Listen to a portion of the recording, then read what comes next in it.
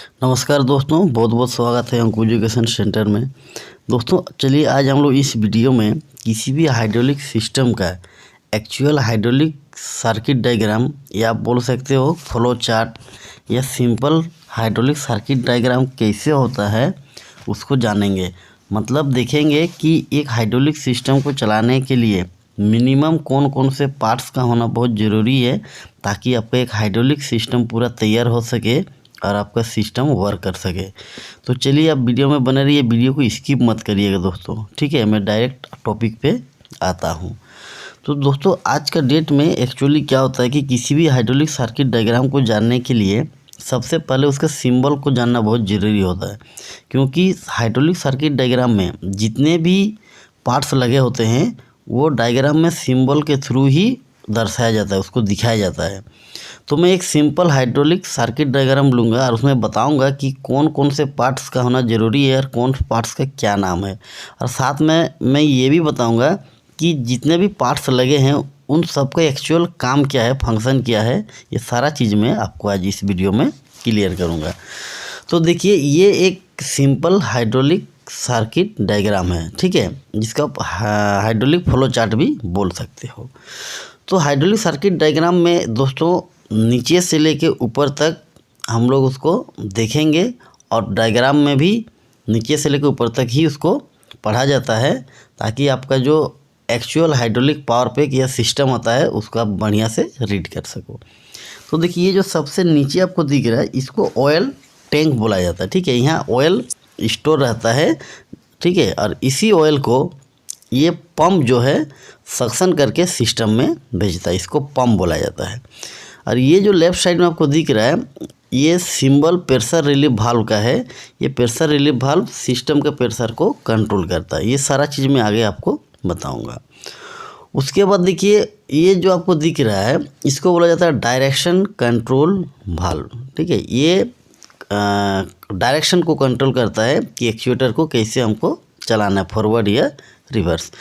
फिर थोड़ा ऊपर जाइएगा, ये जो लेफ़्ट साइड में दिख रहा है इसको बोलता है फ्लो कंट्रोल वाल्व। ये ऑयल का फ्लो को कंट्रोल करता है। और राइट साइड वाला ये दिख रहा है ये सिंबल है चेक वाल्व का। इसका मतलब चेक वाल्व, कहीं भी हाइड्रोलिक सर्किट डायग्राम में अगर ये सिंबल आपको दिख रहा है तो इसका मतलब आपको समझना है कि ये चेक वाल्व है।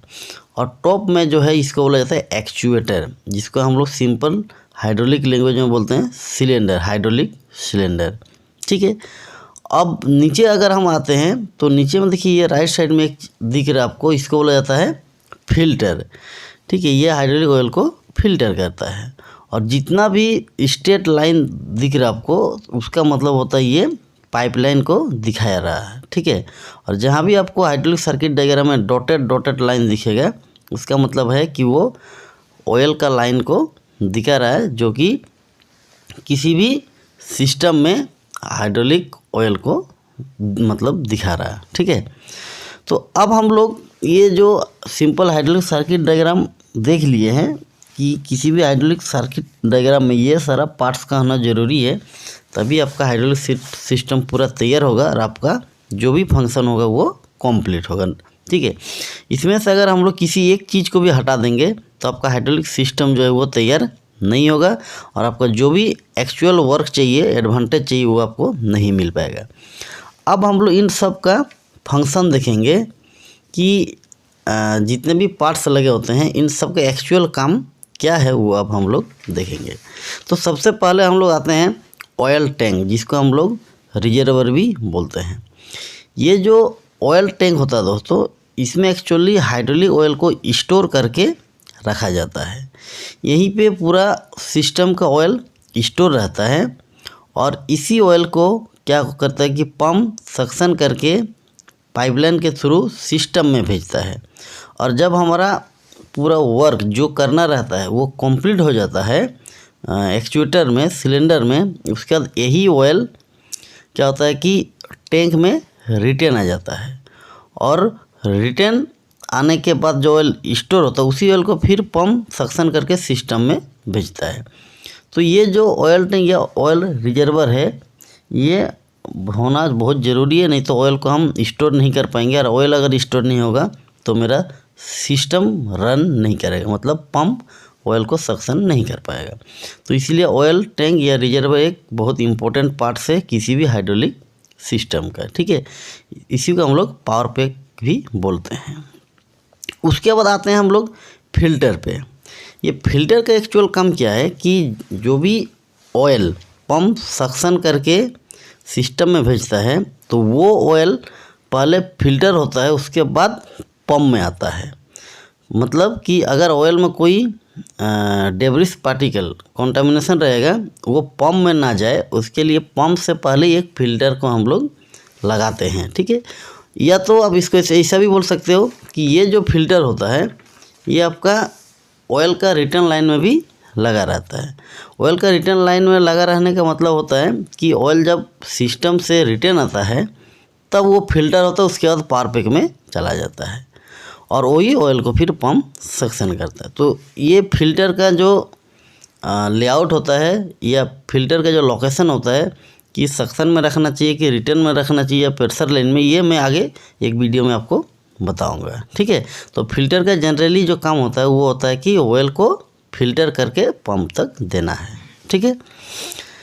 फिर नेक्स्ट हम लोग आते हैं पंप पे। ये हाइड्रोलिक पंप जो होता है ये पूरा हाइड्रोलिक सिस्टम का हार्ट होता है। जैसे इंसान का हार्ट होता है वैसे ही हाइड्रोलिक सिस्टम का भी एक हार्ट होता है जिसको हम लोग हाइड्रोलिक पंप बोलते हैं।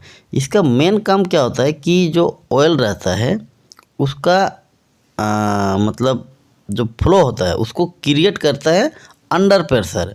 मतलब एक सर्टेन प्रेशर पे ऑयल का फ्लो को क्रिएट करता है और सिस्टम में वो भेजता है, जिससे क्या होता है कि ऑयल का जो प्रेशर रहता है और फ्लो रहता है उससे हम लोग को पावर एंड मोशन मिलता है। मतलब यूजफुल वर्क हम लोग कर पाते हैं, मैकेनिकल एडवांटेज ले पाते हैं।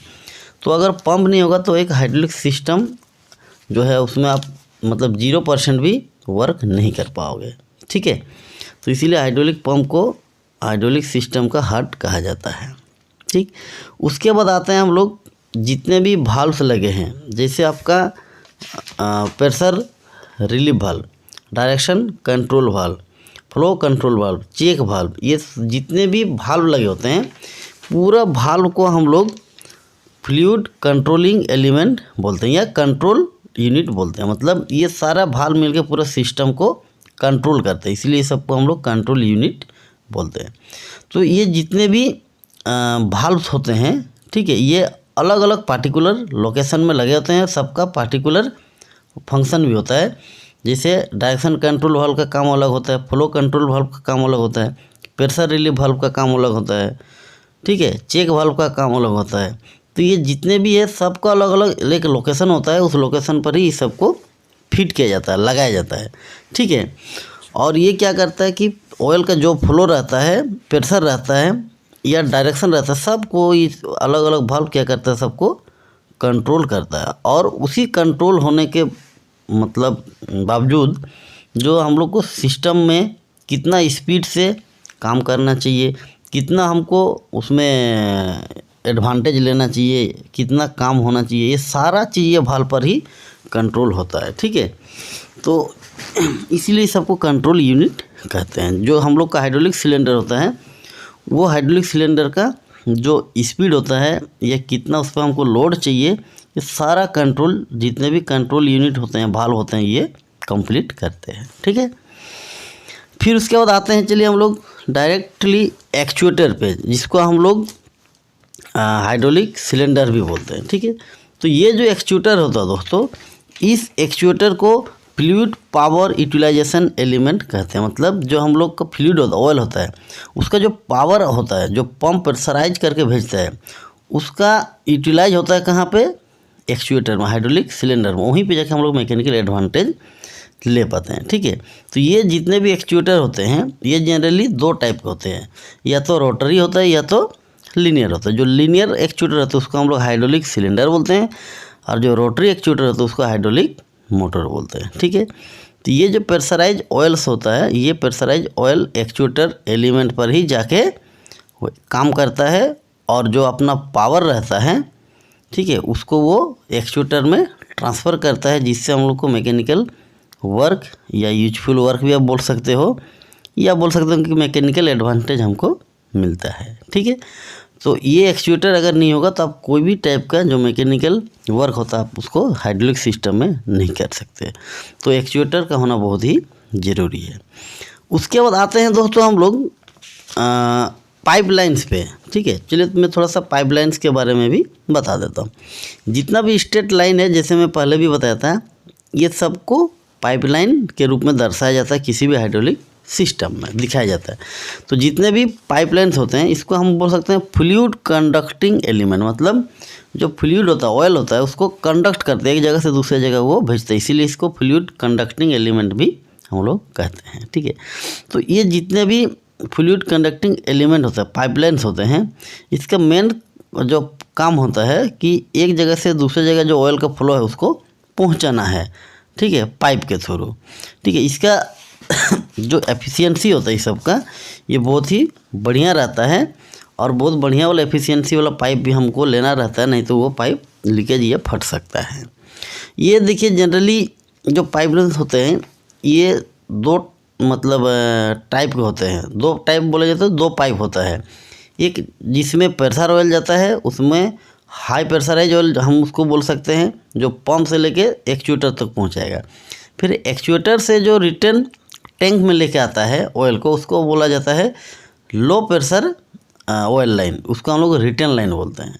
तो जो पंप से जाता है एक्चुएटर तक उसको हम लोग बोलेंगे प्रेशर लाइन, और जो एक्चुएटर से रिटर्न टैंक तक आएगा उसको हम लोग बोलते हैं रिटर्न लाइन या रिटर्न पाइप। इसके साथ साथ ही हाइड्रोलिक्स होस भी आते हैं, बहुत सारे हाइड्रोलिक्स फिटिंग्स भी आते हैं। ये सारा चीज़ हाइड्रोलिक जो पाइपलाइंस होते हैं, फ्लूइड कंडक्टिंग एलिमेंट रहते हैं, सब में लगे होते हैं। और आपका जो ऑयल है पंप से लेके एक्चुएटर तक, फिर एक्चुएटर से लेके टैंक तक, ये पूरा कंप्लीट सर्कुलेट होते रहता है। ठीक है, तो ये जो एक सिंपल हाइड्रोलिक सर्किट डायग्राम है, इसको आप ध्यान से देखिएगा, वीडियो को 1, 2 बार 3 बार, जब तक आपको समझ में ना आ जाए, क्योंकि ये जो हाइड्रोलिक सिंपल सर्किट डायग्राम होता है यही होता है। किसी भी हाइड्रोलिक सर्किट डायग्राम में इतने सारे एलिमेंट्स पार्ट्स का होना बहुत ज़रूरी होता है, नहीं तो आपका कोई भी हाइड्रोलिक सिस्टम वर्क नहीं कर पाएगा। ठीक है, तो आई होप दोस्तों ये वीडियो आपको अच्छा लगा। वीडियो अच्छा लगा तो वीडियो को दोस्तों के साथ शेयर करिए, लाइक करिए, और आप लोग से रिक्वेस्ट है कि चैनल में अगर आप नए आए हो तो चैनल को सब्सक्राइब करके ऑल पे क्लिक करिएगा, ताकि जो भी मेरा नेक्स्ट वीडियो आएगा उसका नोटिफिकेशन सबसे पहले आप तक पहुंच सके। धन्यवाद।